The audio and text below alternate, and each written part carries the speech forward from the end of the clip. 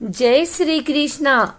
आज शुक्रवार के दिन आइए सुनते हैं शुक्रदेव की यह कथा। पुराणों के अनुसार ब्रह्मा जी के मानस पुत्र भृगु ऋषि का विवाह प्रजापति दक्ष की कन्या ख्याति से हुआ, जिससे धाता विधाता दो पुत्र व श्री नाम की कन्या का जन्म हुआ।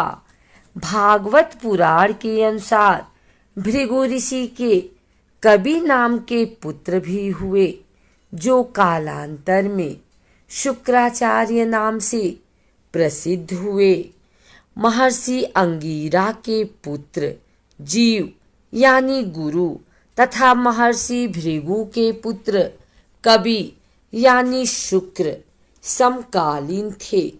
यज्ञोपवीत संस्कार के बाद दोनों ऋषियों की सहमति से अंगिरा ने दोनों बालकों की शिक्षा का दायित्व लिया। कभी महर्षि अंगिरा के पास ही रहकर अंगिरा नंदन जीव के साथ ही विद्याध्ययन करने लगा। आरंभ में तो सब सामान्य रहा, पर बाद में अंगिरा अपने पुत्र जीव की रक्षा की ओर विशेष ध्यान देने लगे। वह कबि की उपेक्षा करने लगे। कबि ने उस भेदभावपूर्ण व्यवहार को जानकर अंगिरा से अध्ययन के बीच में ही छोड़कर जाने की अनुमति ले ली और गौतम ऋषि के पास पहुँचे। गौतम ऋषि ने कबि की संपूर्ण कथा सुनकर उसे महादेव की शरण में जाने का उपदेश दिया। महर्षि गौतम के उपदेशानुसार कबि ने गोदावरी के तट पर शिव की कठिन आराधना की।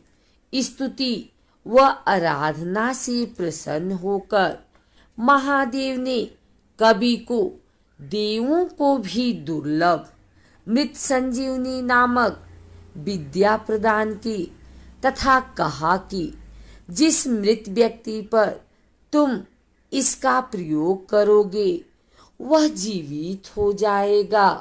साथ ही ग्रहत्व प्रदान करते हुए भगवान शिव ने कहा कि आकाश में तुम्हारा तेज सब नक्षत्रों से अधिक होगा। तुम्हारे उदित होने पर ही विवाह आदि शुभ कार्य आरंभ किए जाएंगे। अपनी विद्या से पूजित होकर भृगुनंदन शुक्र दैत्यों के गुरु पद पर नियुक्त हुए।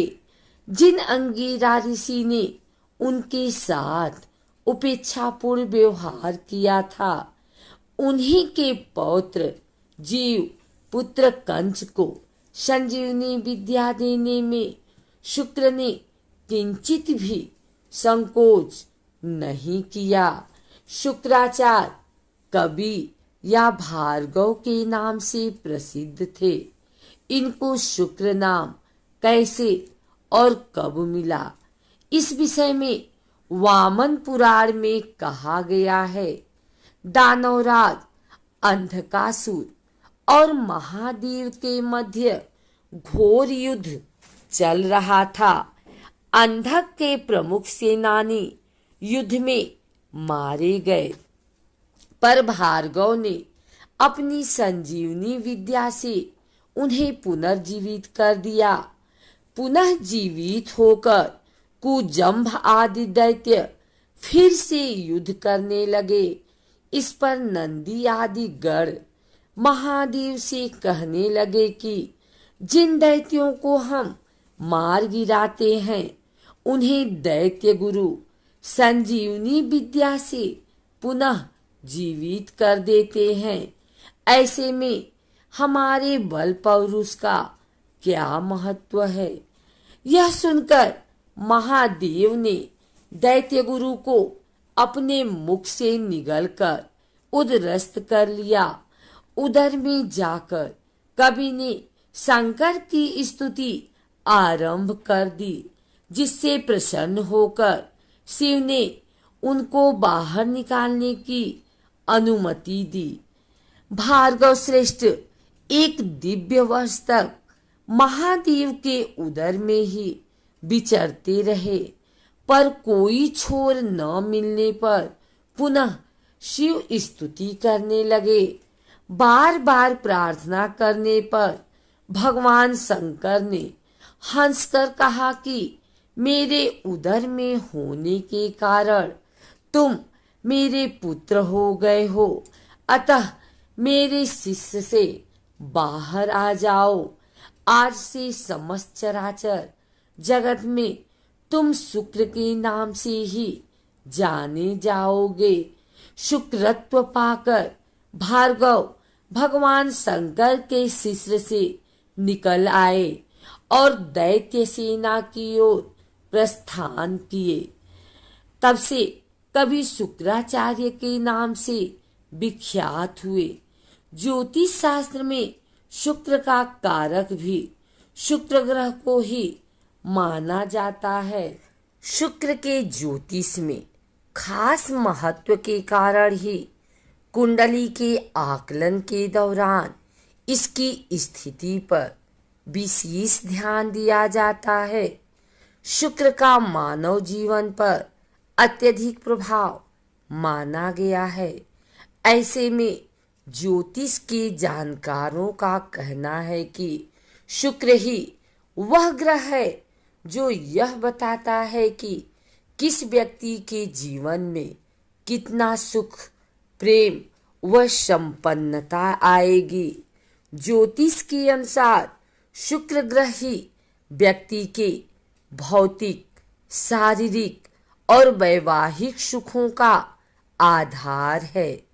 इस ग्रह को दो राशियों क्रमशः वृषभ और तुला राशि का स्वामित्व प्राप्त है, जबकि यह देवगुरु बृहस्पति की राशि मीन में उच्च माना गया है। वहीं ग्रहों के राजकुमार बुध की राशि कन्या में यह नीच स्थिति में माना जाता है। बुध और शनि ग्रहों से मित्रता रखने वाले शुक्र की सूर्य और चंद्रमा से शत्रुता मानी गई है। ज्योतिष के मुताबिक शुक्र ग्रह का कुंडली के लग्न भाव में होना जातक को रूप रंग से बेहद सुंदर व आकर्षक बताता है। वहीं ऐसा जातक स्वभाव से मृदुभाषी होने के साथ ही कला में रुचि रखता हो। इसके अलावा शुक्र का कुंडली में मजबूत स्थिति में होना जातक के प्रेम व वैवाहिक जीवन को सुखमयी बनाता है। ऐसे में यह एक ओर जहां पति पत्नी के बीच प्रेम की भावना को बढ़ाता है,